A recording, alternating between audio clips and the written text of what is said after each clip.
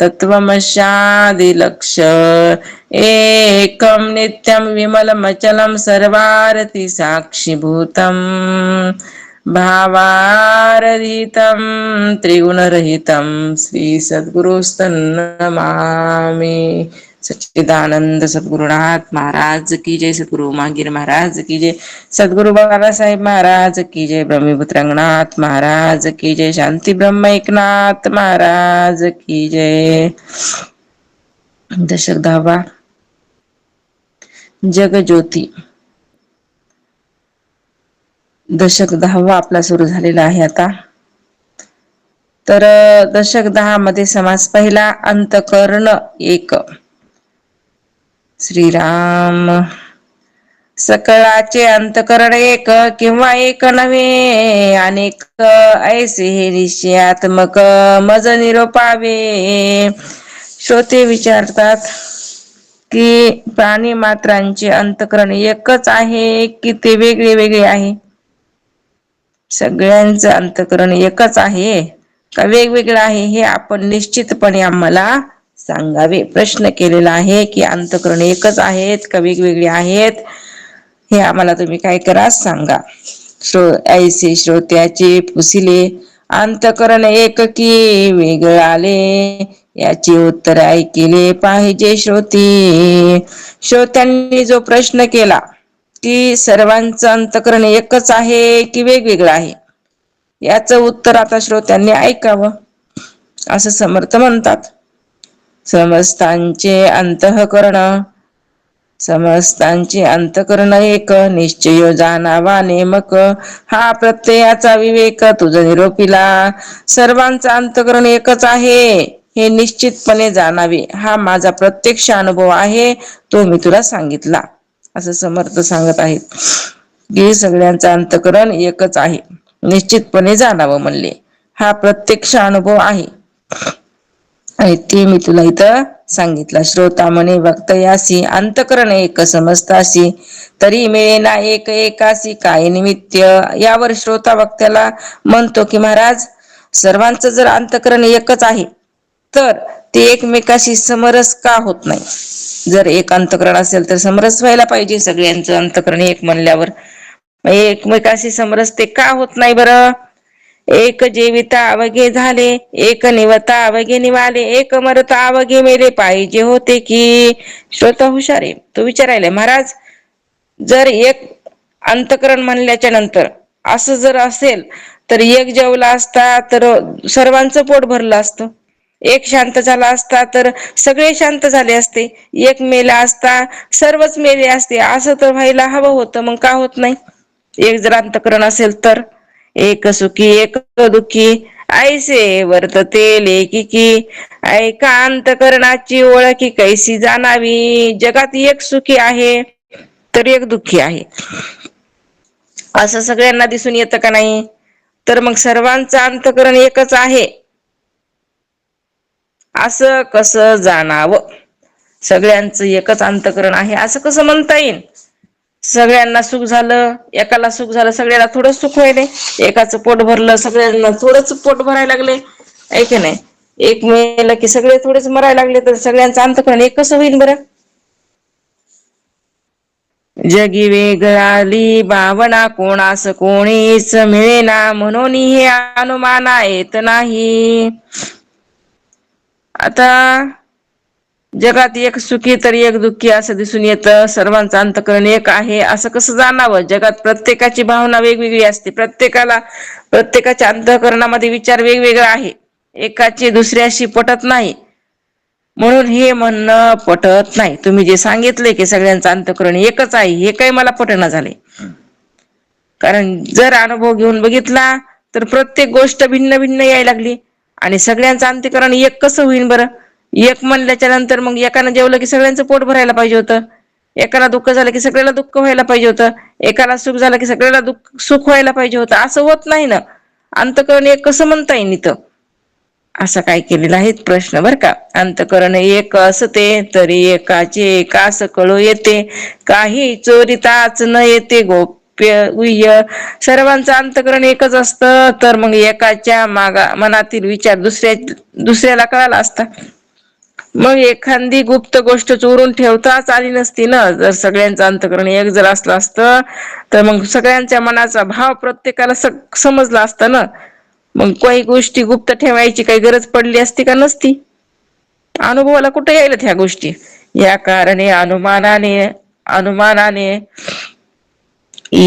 कारणे अनुमाने ना अंतकरण एक हे घडेना. विरोध लागला जना काय निमित्त. यामुळं हा निष्कर्ष काही बरोबर वाटतच नाही. अंतकरण एकच आहे हे बरोबर वाटत नाही. जर असं असतं तर एकमेकात विरोध किंवा तक्रार का झाली असती? नसती ना झाली. एकमेकाची तक्रार कुणी केली नसती, एकमेकावर कुणी रागवलं नसतं, एखाद्या सगळे आनंदीच राहिले असते. एकच अंतकरण, एकाला आनंद झाला सगळ्याला आनंद. ऐकायला पण असं कुठं व्हायलंय? असं काही दिसत येत नाही, असं काही दृष्टीमध्ये पडत नाही. कसं म्हणता येईल अंतकरण सगळ्यांचं एक? सर्प डसावा येतो प्राणी भिवून पळतो, एक अंतकरण तरी तो विरोध नसावा. सर्प दंश करायला येतो आणि माणूस भिवून पळू लागतो. जर अंतकरण एक असते तर मग असा विशेष दिसला असता का? किंवा असा विरोध दिसला असता का? नसता ना दिसला. एक अंतकरण सगळ्या प्राणी मात्र्याचं म्हणल्यावर असा विरोध दिसला नसता. कुणी कुणाची हिंसा केली नसती, कुणी कुणाला मारलं नसतं अंतकरण एक म्हणल्यावर. कुणी कुणाचा विरोध केला नसता, सगळे आनंदाने राहिले असते. एकाला आनंद झाला सगळे आनंदी, एकाला दुःख झाले सगळे दुःखी. पण अशी काही प्रतीती येतच नाही. अंतकरण ह्या म्हणजे जाणीव जाणता स्वभाव, देह रक्षणाचा उपाव जाणती कळा. ऐसी श्रोत्याची आशंका वक्ता मने चळू नका, सावध होऊन ऐका निरूपण. मग अशी श्रोत्याची शंका ऐकून वक्ता म्हणतो की श्रोत्याने आपलं मन द्विविधा होऊ देऊ नये. या प्रश्नाचे उत्तर त्यांनी सावध होऊन ऐकावं. जे आतापर्यंत प्रश्न केलाय ना की अंतकरण सगळ्यांचं एक कस काय, आम्हाला तर अनुभव येईना झालाय अंतकरण सगळ्यांचं एक आहे म्हणून. कारण सगळ्यांचे अंतकरण एक म्हणल्याच्या नंतर एकमेकाचं दुःख एकमेकाला सगळ्यांना झालं असतं. सगळे सुखी तर सगळे सुखी, सगळे दुःखी तर सगळे दुःखीच. एक जण जेवलं की सगळे जेवले, एक जणाला शांती प्राप्त झाली की सगळ्याला शांती प्राप्त झाली. पण असा अनुभव काही येतच नाही ना. कशाहून समजायचं एक अंतकरण? त्याच्यावर श्रोत्यांनी शंका घेऊन वक्ता काय म्हणतो आता की श्रोत्यांनी आपलं मन द्विविधा करू नका. आता मी जे सांगतो ते ऐका. अंतकरण ह्या म्हणजे जाणीव जाणता स्वभाव, देह रक्षणाचा उपाव जाणती कळा. अंतकरण म्हणजे जाणीव होय. समर्थ अंतकरण कशाला म्हणायला लागलेत? अंतकरण म्हणजे जाणीव म्हणजे जाणण्याची शक्ती. जी जाणल्या जाते ना ती जाणण्याची शक्ती. मग या जाणीवीमुळे आपल्याला देह रक्षणाचा उपाय सुचत असतो. जाणीव होती म्हणून आपल्याला देह रक्षणाचा सुद्धा उपाय समजत असतो, असं समजत इथे सांगायलेत. म्हणून जाणीव म्हणजे अंतकरण, आणि जाणीव म्हणजे जाणण्याची शक्ती. आणि ह्या जाणीवीमुळेच काय होतंय? देह रक्षणाचा उपाय प्रत्येकाला सुचत असतो.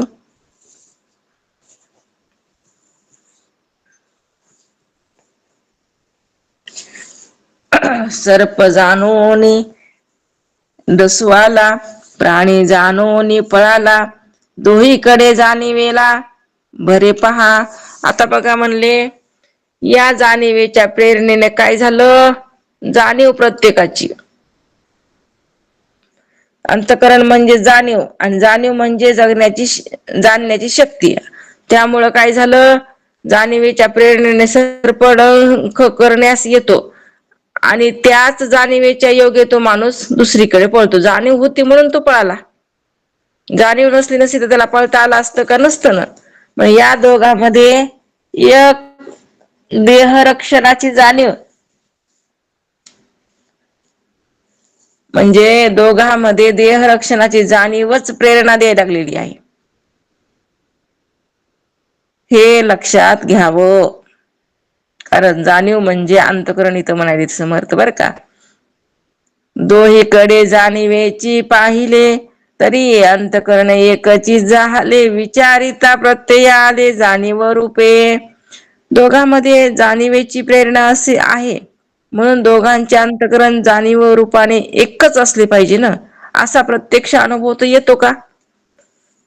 जर जाणीव म्हणल्याच्या नंतर दोघांचं अंतःकरण एकच म्हणल्याच्या नंतर तिथं जाणीव बी सारखीच पाहिजे होती. भिन्न भिन्न का जाणीव? जाणीव रूपे अंतःकरण, सकळाचे एक हे प्रमाण. जीव मात्रास जाणपण एकची असे. आता बघा इथं सांगायले, जाणीव रूपाने सर्वांचं अंतःकरण तर एकच असतं, म्हणजे प्रत्येक जीव मात्रात जाणीव एकच असते. सगळ्यांमध्ये जाणीव सारखीच आहे, त्याच्यामध्ये भेद नाही. पण आता भेद कुठं येतो? एक दृष्टीचे देखणे, एक जिव्हेचे चाखणे, एकने स्पर्शाचे वास घेणे, सर्व त्रास एक. डोळ्याने पाहणे, जिभेने चव घेणे, ऐकणे, स्पर्श करणे, वास घेणे, इंद्रियांच्या क्रिये मागील प्रेरणा देणारी जाणीव सर्वांची एकच आहे. डोळ्याने पाहणं सगळ्यांचा हेतू एकच आहे. सगळेजण पाहतातच, सगळ्यांचे डोळे सारखंच काम करतात. जिभेने चव घेणे, सगळे चव घेतात का नाही? सगळ्यांची जिव्हा सारखीच चव घेते का वेगवेगळी? ऐकणे, सगळं सारखेच ऐकतात ना. स्पर्श करणे, ते स्पर्श बी सगळ्यांना सारखाच. वास घेणे, गंध सगळ्यांना सारखाच. या इंद्रियाच्या क्रिये मागील प्रेरणा देणारी काय आहे तुम्हाला? केवळ जाणीव. जाणीव म्हणून सर्वांची एक आहे असं सांगितले. पशु पक्षी किडा मुंगी जीव मात्र निर्माण जगी, जाणीव कळा सर्वालागी एकची आहे. पशु असू द्या, पक्षी असू द्या, किडा मुंगी, किंबहुना जगात जन्माला आलेला जीव, या सर्वांना जाणीव एकच असते. सगळ्यांची जाणीव कशी आहे? एकच आहे, सारखीच आहे.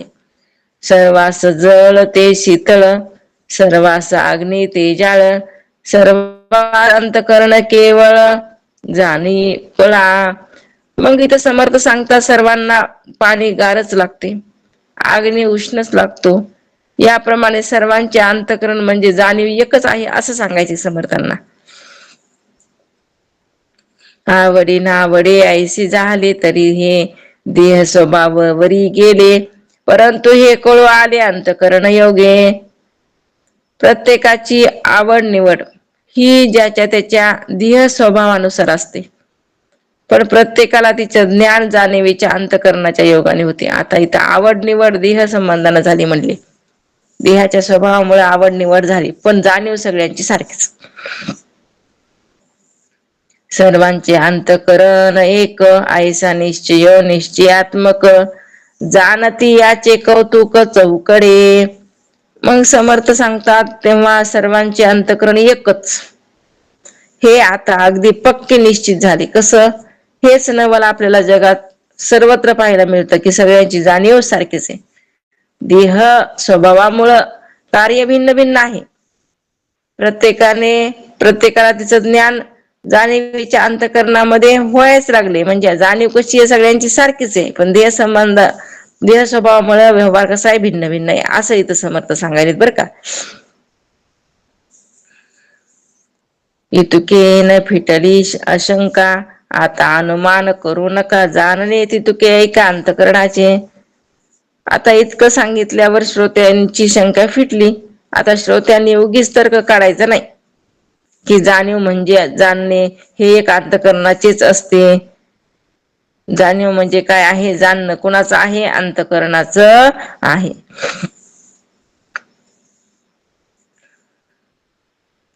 जाणून जीव चारा घेती, जाणून भीती लपती, जाणून या पळवणी जाती प्राणी मात्रा.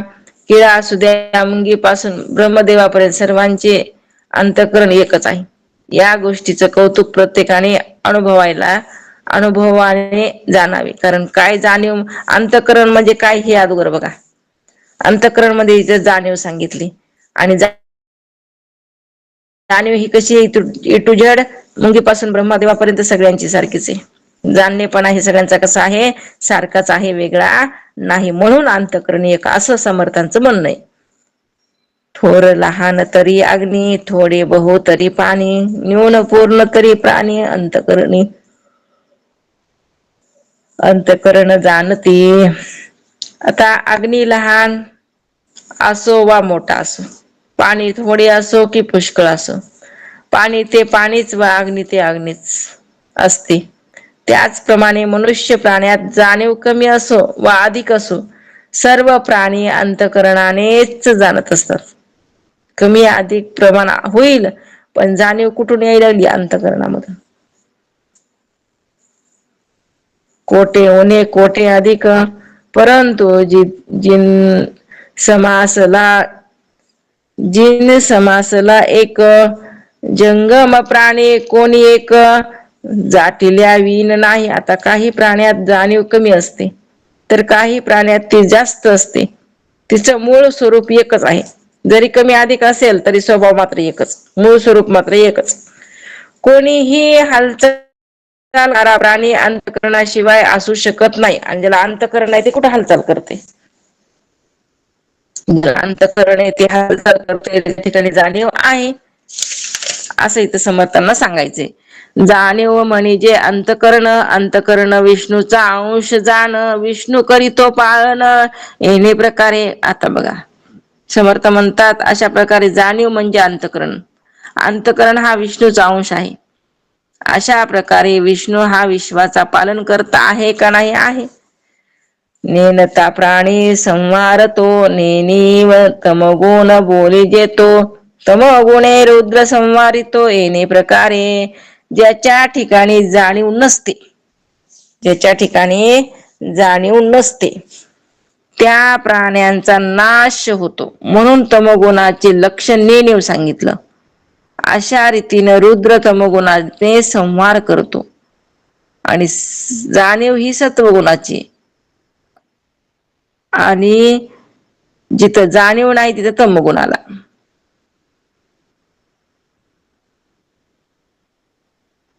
म्हणजे नेणिवेच्या ठिकाणी काही जाणीव काही नेणीव, हा रजगुणाचा स्वभाव. जाणता नेणता जीव जन्मास येतो. थोडी जाणीव आणि थोडी नेणीव रजगुणाचा स्वभाव आहे. जाणीव बी आहे, नेणीव बी आहे, ते रजगुणाचा स्वभाव. जाणीव नेणीव युक्त जीव पुन्हा जन्माला येतातच. ज्याच्या ठिकाणी हे आहे त्याच्या ठिकाणी पुन्हा पुन्हा काय आहेत, तर जन्म. जाणणे जाणिवेने होते सुख, नेणिवेने होते दुःख. सुख दुःख आवश्यक उत्पत्ती गुणे. जाणिवेने सुख होत, जाणिवेने सुख अनुभवाला मिळतं, नेणिवेमुळे दुःख भोगावं लागतं. जाणीव आणि नेणीव, ज्ञानानं सुख व्हायले, अज्ञानानं दुःख व्हायले. म्हणून जीव जन्माला आला की त्याला सुख दुःख हे दोन्हीही भोगावं लागतं. सुख दुःख हे प्रत्येकाला भोगावं लागायले का नाही, लागायले. जाणण्याने नेण्याची बुद्धी, तोची देही जाणावा विधी. स्थूळ देही ब्रह्मा त्रिशुद्धी, उत्पत्ती करता जाणीव नेणिवाची बुद्धी. हाच देहात ब्रह्मदेवाचा अंश जाणावा. जाणीव आणि नेणीव ही काय, अशी जी बुद्धी आहे ती ब्रह्मदेवाचा अंश. स्थूल देहात पुत्रादी उत्पन्न करणारा जो रजगुण, तोच ब्रह्म असे निश्चितपूर्वक समजावा. ऐसा उत्पत्ती स्थिती संहार, प्रसंगे बोलिला विचार. परंतु याचा निर्धार प्रत्यय पहावा. या प्रसंगाच्या निमित्ताने उत्पत्ती स्थिती संहार याचे विवेचन केले, परंतु त्यांचा प्रत्यक्ष अनुभव घेऊन मग याबद्दल आपलं मन निश्चित केलं पाहिजे, असं समर्थांचं म्हणणं आहे. इति श्रीदास बोधे श्री कृष्ण संवादे अंतकरण एक नाम समास पहिला समाप्त. आता दशक 10 समास दुसरा. देह आशंका. स्वामीने विचार दाखविला, येथे विष्णूचा अभाव दिसून आला, ब्रह्म विष्णू महेशाला उरी नाही. श्रोते येथे म्हणायला लागले, प्रश्न करायलेत की महाराज, स्वामींनी मागील समासात आपल्या स्थूल देहातही ब्रह्म विष्णू महेश आहेत असा विचार बोलून दाखवला आणि आपल्याला स्पष्ट करून दाखवलं की स्थूल देहामध्ये ब्रह्मा विष्णू महेश कसे आहेत. अंतकरणाच्या रूपाने विष्णूचा अंश सांगितला, ऐक नाही, जी बुद्धी आहे तिच्या रूपानं ब्रह्म सांगितलं आणि सहाराच्या रूपानं महेश सांगितला. मग असा जो विचार बोलून दाखविला होता, पण आपल्या शरीरात तर ते दिसून येतच नाही, तसा अनुभवही येत नाही. मग ते अनुभव आला पाहिजे आम्हाला की ब्रह्म पण आहे, विष्णू पण आहे, महेश पण आमच्या देहामध्ये. ते कसं आहे? उत्पत्ती स्थिती संहार ब्रह्म विष्णू महेश्वर याचा पाहता विचार प्रत्यय नाही. आता बघा, ब्रह्मा विष्णू आणि महेश हे जे आहेत तिघ जण, एक उत्पत्ती करता, एक स्थिती आणि संहार करता. ब्रह्मदेव उत्पत्ती जगताची करतो, विष्णुदेव सगळ्यांचं पालन करतो आणि महेश सगळ्यांचा संहार करत असतो असं म्हटले जातं. पण तसा अनुभव मात्र येतं का? नाही. देहामध्ये ब्रह्मा विष्णू आणि महेश हे उत्पत्ती स्थिती संहार करतात असं जरी म्हटलं जातं, पण तसा अनुभव येतो का? येत नाही. ब्रह्म उत्पत्ती करता चौमुखाचा येथे प्रत्यय नाही त्याचा, पाळन करता विष्णू चौभुजाचा तोही एकोने जाणो. आता बघा, इथं सांगायला लागलेले आहेत की उत्पत्ती करता ब्रह्म चार मुखाचा असे म्हटलं जातंय. ब्रह्माला चार मुख आहेत, पण तसा त्याचा प्रत्यक्ष अनुभव येतच नाही ना हो. पालन करता विष्णू त्याला चार भुजा आहेत असेही ऐकवितात, पण प्रत्यक्ष अनुभव कुठे? अनुभव नाही ना आम्हाला. महेश संहार करीतो हाही प्रत्यय ऐसा कैसा येतो, लिंग महिमा पुराणी तो विपरीत बोलिला. महेश संहार करतो तो कसा? हाही प्रत्यक्ष अनुभव नाही आम्हाला. लिंग पुराणात शिवच उत्पत्ती स्थिती आणि लय करता आहे असं सांगितले. मग त्या पुराणातील हा महिमा ही विचित्रच वाटायला लागलाय. तिथं तसं सांगितलं, इथं असं सांगितलं, ऐक नाही, असं भिन्न भिन्नत्व आम्हाला दिसायला लागलेलं आहे. म्हणजे हे सगळं आम्हाला विचित्रच वाटायला लागलंय. समर्थ सांगतात, मूळ मायेस कोणी केले हे तो पाहिजे कळले, तिही देवाचे रूप झाले लीकडे. आता बघा, मूळ मायेला कोणी उत्पन्न केलं हे कळलं पाहिजे. तिने देवाची उत्पत्ती मायेच्या अलीकडली आहे, पलीकडली नाही. मग त्या मायेला कोणी उत्पन्न केलं ह्याचा पहिले काय करा? विचार करा. मायेपासून हे झालेत बाकीचे सगळे. पहिले माया कुठून उत्पन्न झाली? मूळ माया लोकजननी तये पासुनी गुण शोभिनी, गुण शोभिनी पासून त्रिगुणी जन्मदेवा. आता बघा, समर्थ सांगतात, मूळ माया ही सर्व लोकांची जननी आहे. सगळ्यांना उत्पन्न कोणी केलं? ह्या मायेनं, ह्या मूळ मायेनं. तिच्यापासून गुणशोभिनी माया उत्पन्न झाली. कुणापासून? मूळ मायापासून गुणशोभिनी. तिचा काय झाला? शोभ झाला, तिच्यामध्ये विकार उत्पन्न झाला त्या मूळ मायापासून. गुणशोभिनी माया, तिच्यामध्ये विकार. गुणशोभिनी मायेपासून काय झालं? मग ब्रह्म झाला, विष्णू झाले, महेश. या त्रिगुणी देवाचा जन्म कुणापासून? मग ह्या मूळ मायापासून. काय झाला? गुणशोभिनी माया उत्पन्न झाली, तिच्यापासून हे देव. ऐसे बोले ती शास्त्रकार आणि प्रवृत्तीचे लोक प्रत्यय पुसता कित्येक अकांत करीती. आता बघा, शास्त्र करते याप्रमाणे शास्त्र जे करते आहेत इतर प्रापंचिक लोकही बोलतात, पण त्यांना त्याच्या अनुभवाविषयी विचारलं की मात्र कित्येक जण अकांड तांडव करतात. चर्चेचा जर प्रश्न केला तर नुसता काही सभेमध्ये तांडवच असते. म्हणले की हे बोलतय, ते बोलतय, ते बोलतय, सगळेजण आपले मत सिद्ध करून दाखवणारे असतात. ऐसे बोलती शास्त्र कारण आणि प्रवृत्तीचे लोक प्रत्यय पुसता कित्येक कांत करीती म्हणून त्यास पुसवेना त्याचे प्रत्ययो आणवेना प्रत्यय विन प्रेत नानाटका ठकी तर समर्थ सांगतात त्यांना तर विचारावेसे वाटतच नाही. कुणाला त्या शास्त्रात कर्त्यांना त्यांना प्रत्यक्ष अनुभवही आणून देता येत नाही. अनुभवाशिवाय नाना प्रयत्न म्हणजे नुसते फसवणूकच आहे, नाहीतर काय. अनुभवच नाही, नुसतं प्रयत्न करा, मग ही एक प्रकारची फसवणूकच आहे. अनुभव आणून द्यायला पाहिजे ना. जिथे अनुभव आहे तिथं उत्कृष्टता आणि अनुभव आहे तिथं इथं अनुभवच नाही, नुसती फसवणूक म्हणले. प्रचिती विन वैद्य म्हणती प्रतिवीन वैद्य मनवी उगीच करी उठावे ठेवी तया मूर्खाला गोवी प्राणी मात्र जे मनुष्य वैद्यकीय शिकलेले नाहीत, वैद्यकीय ज्ञानच घेतलं नाही, ज्याला काही अनुभवच नाही, उगीच स्वतःला वैद्य म्हणून घेऊन उठाठेव करतो, त्या मूर्खाला इतर लोक संकटात गोवतात. आता बघा, उगाच म्हणणे शिकलच नाही आणि मी डॉक्टर आहे, मी डॉक्टर आहे. लोक जर तपासायला त्याच्याकडे गेले तर काय तपासणारे. उलट त्या लोकांवर एक एक संकटच ओढलं जाईल ना. ते काहीच्या काही काय करीन, विलाज करीन, कारण शिक्षणच घेतलं नाही ना. तैसाच हाही विचार प्रत्येक करावा निर्धार प्रत्यय नसता अंधकार गुरु शिष्यासी हे देव आणि त्याच्या विषयी अनुभव याबद्दल ही असाच काय सांगितलाय प्रकार.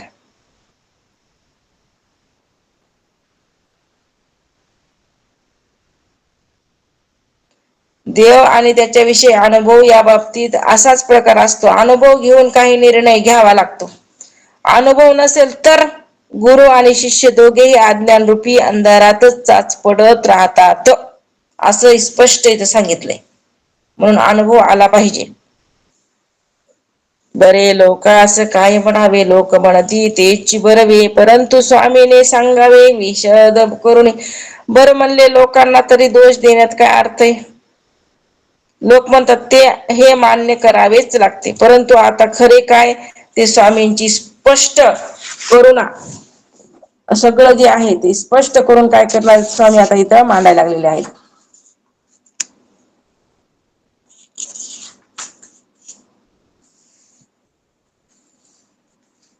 मनोदेवी माया केली तरी देवाची रूपे मायेत आली, जरी मनोमायेने माया केली तरी दुसरी नाही, देवानी माया निर्माण केली म्हणावं तर देवाची रूपेच मायेतून उत्पन्न झाली आहेत. मायेनं माया उत्पन्न केली म्हणावं तर माया तर एकच आहे, दुसरी नाही. मग आता झालं कसं उत्पन्न, हे प्रश्नच पडला ना. जरी मनोभूतो केली तरी ते भूताचीच वळली, म्हणावे जरी परब्रह्मे केली तरी ब्रह्मी कर्तृत्व नाही, माया पंचमहाभूताने केली म्हणावं तर ती पंचमहाभूत तर मायेत समाविष्ट होतात. मग ती पंचमहाभूताने केली कशी म्हणता येईल. ती निर्गुण ब्रह्माने केली म्हणावं तर परब्रह्माच्या ठिकाणी कुठलेही कर्तव्य नाही, कारण ते जशाला तसे त्याच्या ठिकाणी हालचालच नाही, आणि ते काय करणार आहे, तेही करू शकत नाही.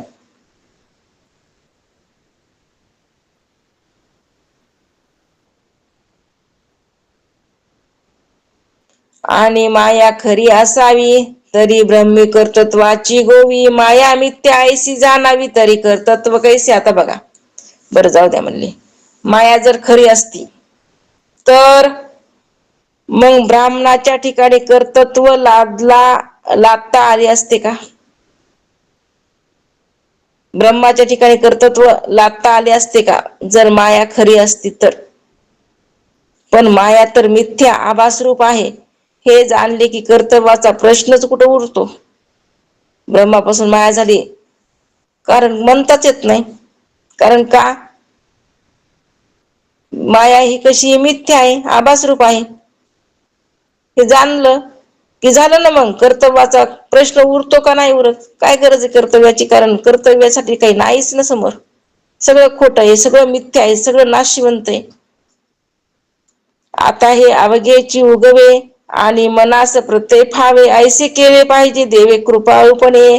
तेव्हा आता या सर्व गोष्टीचा उलगडा व्हावा आणि प्रत्यक्ष अनुभवही यावा असे देवांनी, स्वामींनी कृपाळूपणाने काही केले पाहिजे असे श्रोता म्हणतात. आम्हाला हे सगळं कळावं, नीट लक्षात यावं, उग संशयामध्ये पडू नये. आम्हाला स्पष्ट असं लक्षात येईल, असं काय करा तुम्ही, कृपा करून सांगा स्वामी, असं श्रोते म्हणाले वक्त्याला. वेद मातृका वीन नाही, मातृका देहा वीन नाही, देह निर्माण होत नाही देहा वेगळा. मग आता वेद हे मात्रात्मक आहेत. 3.5 अ उ आणि म आणि अर्धी मात्रा असे 3.5 मात्राचा काय सांगितलेलं आहे? वेद मात्रा आणि त्यांचा प्रणवात्मक उच्चार यातून वेदाची उत्पत्ती झाली. वेद हे मात्रात्मक आहे, पण त्याच्यामध्ये अ उ आणि म अर्धी मात्रा असा ओमकार प्रणव आणि त्या प्रणवात्मक उच्चार यातून वेदाची काय झाली? उत्पत्ती. त्याचा उच्चार दर देहाशिवाय होत नाही. देह ही देहातून निर्माण होत नसतो. असतो? असतो ना. देह ही देहातूनच निर्माण व्हायलाय ना. एका देहापासून दुसरा देह निर्माण व्हायला लागलाय, उत्पन्न व्हायला लागलेला आहे. म्हणून तया देहामध्ये नरदेहो, त्या नरदेहात ब्राह्मण देहो, तया ब्राह्मण देहास पाहो अधिकार विधी. त्या सर्व देहात नरदेह सगळ्यामध्ये श्रेष्ठ. सगळ्या देहाचा विचार केला, नरदेह श्रेष्ठ. त्यातही ब्राह्मणाचा देह अधिक श्रेष्ठ नरदेहामध्ये. आणि त्या ब्राह्मण देहाधारींनाच वेदाचा अधिकार दिलेला आहे. ब्राह्मण देहधारींनाच वेदाचा अधिकार आहे. असो वेद कोठून जाहले, देह कास याने केले, देव कैसे प्रगटले, कोण्या प्रकारे आहो असो म्हणले. वेद कुठून आले, देह कशा प्रकारे उत्पन्न झाले, देव कसे प्रगटले, हा प्रश्न राहिलाच ना. दे ऐसा बळावला अनुमान, केले पाहिजे समाधान, वक्ता म्हणे सावधान होई आता.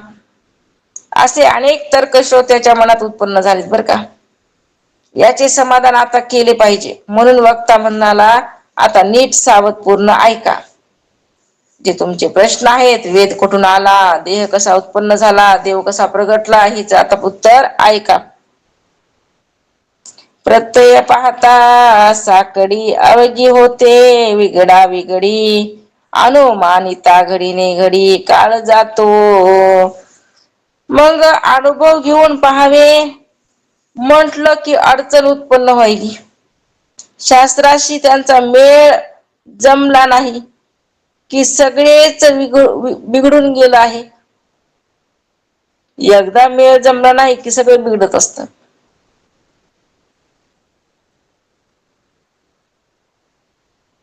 म्हणून मग निरनिराळी तर्क करता करता घडीने घडी आयुष्यातील काळ निघून जातो.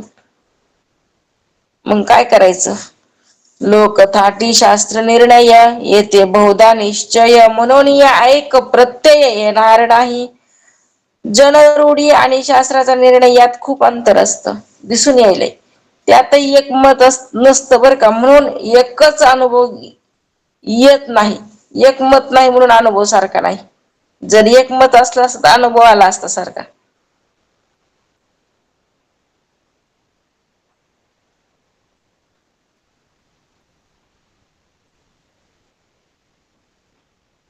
म्हणून पुढे म्हणतात,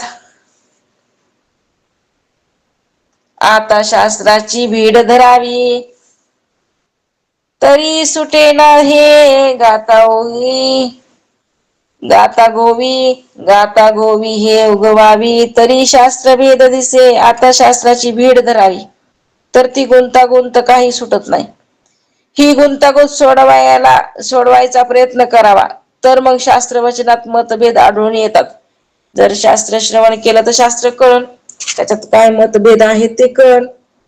आणि जर शास्त्राकडे बघितलंच नाही लय अवघड आहे म्हणून सोडून दिल्यावर काय कळणार आहे. आणि ही गुंतागुंत सोडायची असेल तर शास्त्र काय करावं, वाचावं, त्यातलं मतभेद ओळखावं, मग आपल्याला कळल कुठून देह झाला, मायाची उत्पत्ती कशी झाली, ब्रह्म कसं आहे, जगाचा व्यवहार कसा आहे, जगताची उत्पत्ती कशी झाली, पंचमहाभूत कोणापासून उत्पन्न झाली, वेळ लागल शास्त्र जर पाहिलं तर. शास्त्र नाही पाहिल्यावर ह्याचा काही मेळ लागल का, अजिबात लागणार नाही. म्हणून शास्त्र जाणून घेतलं पाहिजे, समजून घेतलं पाहिजे.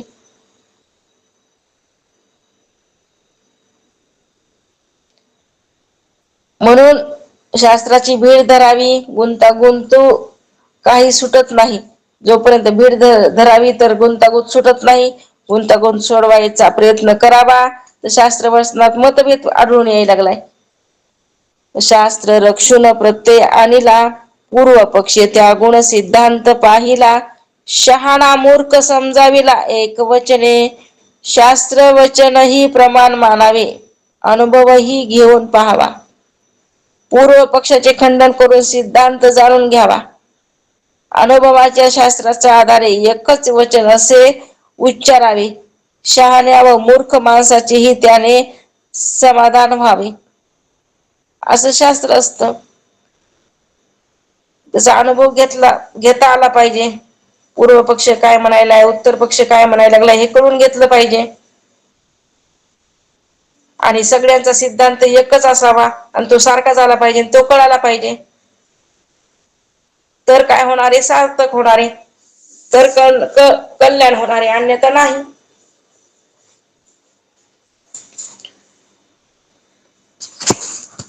शास्त्रीच पूर्व पक्ष बोलिला, पूर्व पक्ष म्हणावे लटक्याला, विचार पाहता आम्हाला शब्द नाही. शास्त्रातच अशी पद्धत आहे, पूर्व पक्ष मांडला जातो. शास्त्रामध्ये शास्त्रानेच पद्धत मांडली की पूर्व पक्ष मांडला, उत्तर पक्ष मांडला, गुरु केला, शिष्य केला, आणि कळायला सुरुवात होती ना म्हणून तर केला असेल ना. हे लटिकाचा असो, नंतर तो खोडून काढला जातो. म्हणून हा विचार करून आम्ही पूर्व पक्षाचे खंडन केलं. आम्हाला त्या दोष येऊ देऊ नये. तया तथापि बोलो काही एक, शास्त्र रक्षून कौतुक, श्रोती सादर विवेक केला पाहिजे. तथापि शास्त्राचेही रक्षण करून या विषयाचे कौतुक जे विवेचन केले जाईल त्यावर श्रोत्याने आदरपूर्वक विचार केला पाहिजे, असं वक्ता म्हणायला लागलाय. असं काय आहे त्या वक्त्यानं सांगितलं. जे जे काही श्रोत्यांना विचारलं ते ते सांगितलं कुणा वक्त्यानं. म्हणून जोगऋषी इथे सांगायला लागलेले आहेत की शास्त्राचे ही रक्षण करून त्या विषयाचे कौतुकाने जे विवेचन केले जाईल त्यावर श्रोत्याने आदरपूर्वक विचार केला पाहिजे, उगाच तर्क केला नाही पाहिजे. तिसरी दासबोधे गुरु शिष्य संवादे देह अशांक नाम समास दुसरा समाप्त. पहिला बी संपला आणि दुसरा बी सांगितला. काही एवढं हे नाही ह्याच्यामध्ये, आहे का नाही. तर पुढे काय म्हणतात, दशक 10वा समास 3 देह आशंका शोधन.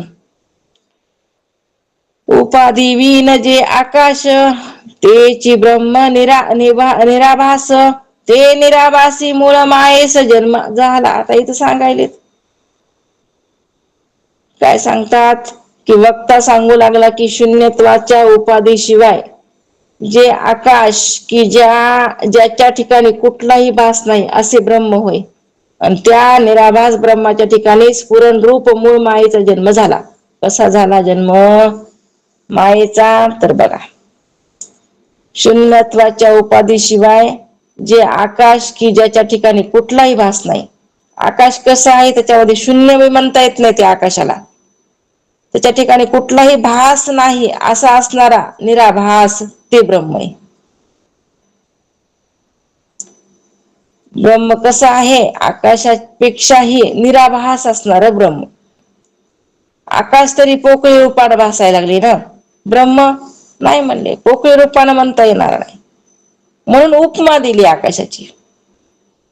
आणि त्या निराभास ब्रह्माच्या ठिकाणी स्फुरण रूप मूळ मायेचा जन्म झाला. मूळ माया कोणती? स्फुरण रूप मूळ माया, तिचा काय झाला? जन्म झाला. कोणाच्या ठिकाणी? निराभास असलेल्या ब्रह्माच्या ठिकाणी. जो निराभास काहीच नाही, स्फुरण सुद्धा नाही, स्फुरणाच्या अगोदरची स्थिती ती ब्रह्मस्थिती. लक्षात राहू द्या. काय सुंदर सांगितले. आता बघा, लक्ष पाहिजे, कळावं. जिथं स्फुरण सुद्धा होत नाही, अंतकरणामध्ये स्फुरण आहे पण स्फुरणाचा सुद्धा विषय नाही तिथं, ते ब्रह्म.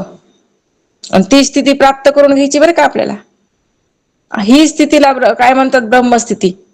तिथं काही संकल्प नाही, तिथं विकल्प नाही, निश्चय नाही, स्फुरण नाही, काहीच नाही. काहीच नाही म्हणजे शून्य का? शून्य बी नाही, शून्य बी नाही. नुसतं काय आहे तिथं? जाण्याच्याही पलीकडची स्थिती. नाही म्हणायचं नाही, आहे म्हणाय, नाही म्हणता येत नाही, आहे म्हणता येत नाही, अशी स्थिती ती ब्रह्मस्थिती आहे.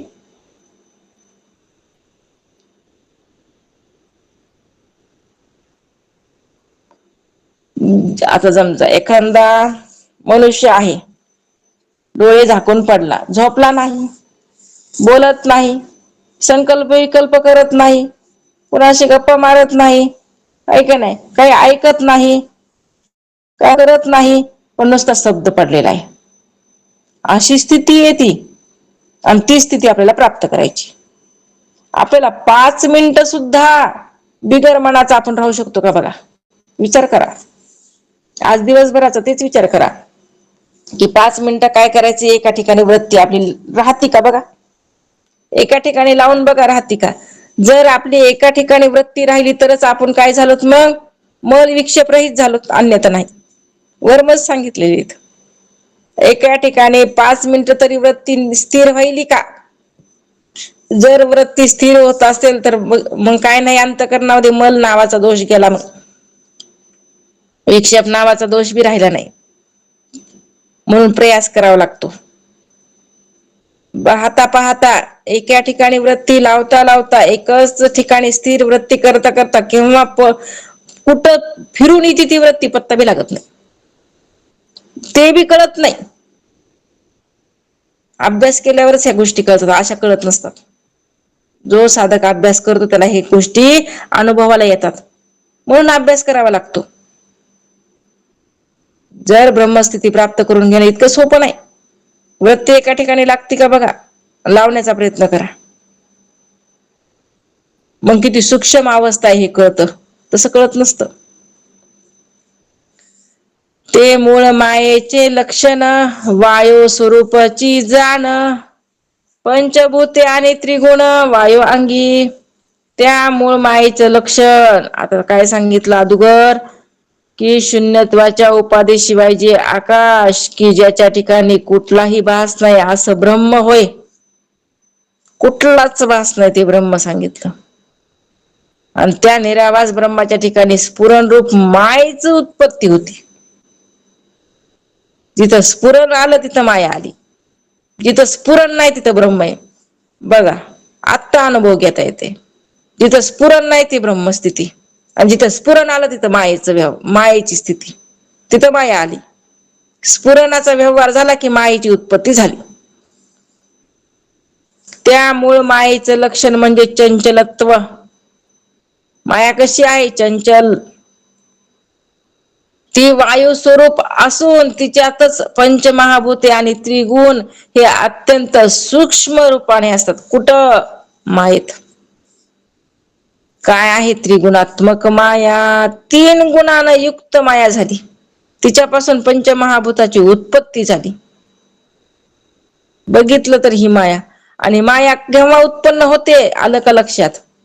जिथं ब्रह्माच्या ठिकाणी काय नाही, काय स्फुरणही नाही. ब्रह्म कसं आहे? जिथं निराभास, त्याच्या ठिकाणी स्फुरणही नाही, असं ठिकाण असलेलं ब्रह्म. पण तिचं स्फुरण उत्पन्न झालं की तिथं मायेचा जन्म झाला. मग त्या मायेपासून काय झालं? चंचलत्व प्राप्त झालं, पंचमहाभूताची उत्पत्ती झाली. आणि हे अत्यंत सूक्ष्म रूपानं असतं बरं का. याचा विचारच करावा लागतो. हे ढोबळ रूपानं कळता कळत नाही, किती प्रयत्न करा कळत नाही. जर कळलं असतं तर ब्रह्मज्ञान सोपं झालं असतं ना, पण कळत नाही.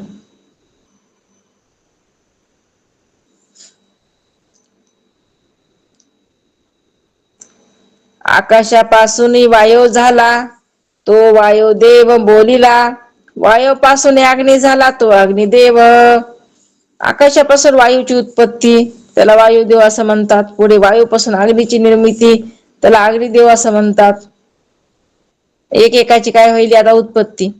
पहिले मायेची उत्पत्ती कशी झाली हे लक्षात आलं. पासून हे आकाशाची पंचमहाभूताची उत्पत्ती व्हायली, कशी व्हायली ते सांगायलेत. आकाशापासून वायूची उत्पत्ती झाली, वायूपासून अग्नीची उत्पत्ती झाली. अग्नीपासून झाले आप, ते नारायणाचे स्वरूप. आपापासून पृथ्वीचे रूप, ते बीजाकारे. आता अग्नीपासून जलत्व निर्माण झाले, म्हणजे जल म्हणजे पाणी.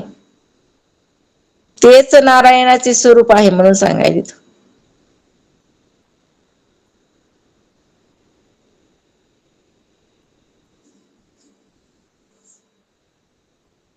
आपापासून बीजाच्या आकाराने पृथ्वी निर्माण झाली. म्हणजेच अगोदर काय, फक्त चैतन्य परब्रह्म. तिथं स्फुरण उत्पन्न झालं, ती माया झाली. त्या मायेपासून पुन्हा चंचलत्व, आणि त्याच्यापासून पंचमहाभूताची उत्पत्ती. मायेचे स्वरूप चंचल आहे, ब्रह्माचे स्वरूप स्थिर आहे. अंतकरणामध्ये स्फुरण झालं, मायाची उत्पत्ती झाली की तिनं काय केलं, पंचमहाभूताची उत्पत्ती.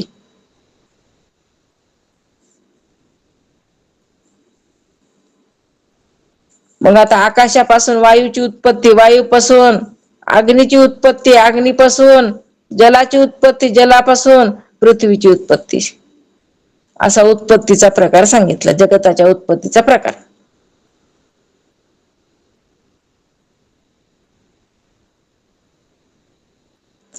ते पृथ्वीच्या पोटी पाषाण, बहुदेवाचे लक्षण, नाना प्रचित प्रमाण पाषाण देवी.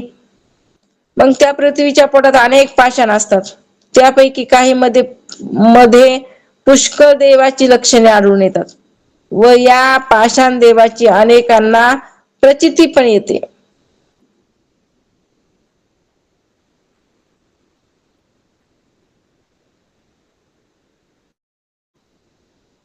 पुढे सांगतात, नाना वृक्ष मृत्तिका प्रचित रोकडी विश्वलोका. समस्त देवाचा धारा एका वायूमध्ये. नाना वृक्ष, मातीच्या मूर्ती, यामध्ये जगातील लोकांना देवत्याचा रोकडा अनुभव येतो. समस्त देवांचा आश्रय वायू हाच असतो. वृक्ष, पाषाण, मृत्तिकादी सर्वात वायू हा असतो का नसतो? असतो. देव, यक्षिणी, कात्यायनी, चामुंडा, जखिनी, मानविनी, नाना शक्ती, नाना स्थानी देव. देश परत्वे, देश परत्वे म्हणजे देव, देश परत्वे देव. यक्षिणी, कात्यायनी, चामुंडा, जाखिनी, मानविनी वगैरे नाना रूपात निरनिराळ्या ठिकाणी शक्ती रूपात देवता वास करते. पुरुष नामे कित्येक देव असते अनेक, भूते देवते नपुसक नामे बोलिजे. पुरुष वाचक असे कित्येक देव आहेत, तर भूते देवते ही नपुसक लिंगी नावे असणारी ही अनेक देवते पण आहेत. देव, देवता, देवते, भूते पृथ्वीमध्ये असंख्याते, परंतु या समजताते वायू स्वरूप बोलिजे. या पृथ्वीवर असंख्य देव, देवता, देवते, भूते आदी आहेत, पण ही सर्व वायू स्वरूप आहेत म्हणून सांगितले. वायूचं जसं स्वरूप आहे तसं यांचं स्वरूप आहे, आपल्यासारखं यांचं स्वरूप नाही. वायू स्वरूप सदा असणे, प्रसंगे नाना देह धरणे, गुप्त प्रगट होणे, जाणे समजतासी. नेहमी ती वायू स्वरूपात असतात. कोण? हे देव, देवता, भूते आदी वगैरे. काही प्रसंगाने ते नाना देह धारण करतात. कधी ती गुप्त असतात तर कधी प्रगट होतात. हा प्रकार सर्वच देवताबद्दल चालत असतो बरं का. वायू स्वरूपे विचरती, वायू मध्ये जगज्योती, जाणती कळा वासना वृत्ती नाना भेदे. ती सर्व वायू रूपाने संचार करते. कोण? ही मूळ माया. वायूमध्ये असलेल्या चैतन्याची जगज्योती तीच जगज्योतीचीच जाणीव, वासना, वृत्ती इत्यादी वेगवेगळी नावे आहेत. सर्व वायूमध्ये संचार करती कोण?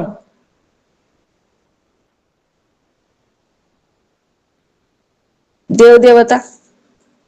आणि त्या वायूमध्ये असलेल्या चैतन्याशी जगज्योतीचीच जाणीव, वासना, वृत्ती इत्यादी वेगवेगळी नावे दिलेली आहेत. राहिलेला विषय उद्या. अवधूत चिंतन.